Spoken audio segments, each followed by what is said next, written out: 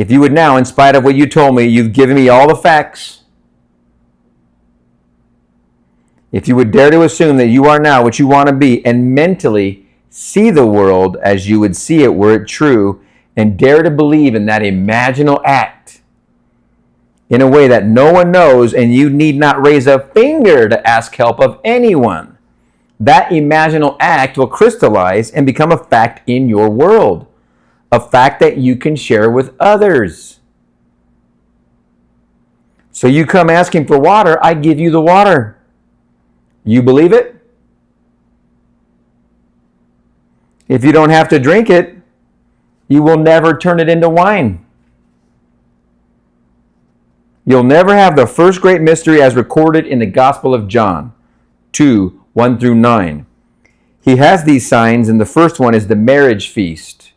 He turns to the servants. Now he is the Lord, so they have to obey his command.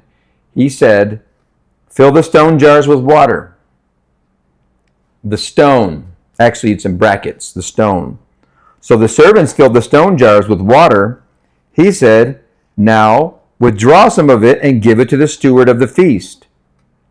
When the steward tasted it, it was the best wine, and all the guests asked of the host, how did you save the best wine for last? He took the knowledge that he knew and used it. So you could write through his servant to his friend called Timothy, he could write, do not continue to use water only, but use a little wine for the sake of your stomach and your frequent infirmities. 1 Timothy 5, 6. In other words, this doesn't cure you forever. You come here today with one problem, and so I ask you, what do you want in place of what you have? What would be the solution? So you tell me the solution. I ask you to assume that you have it, just as though you had it.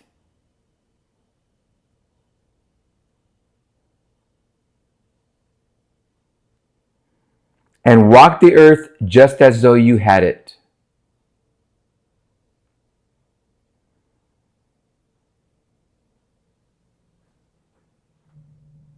No breaking any blood vessels.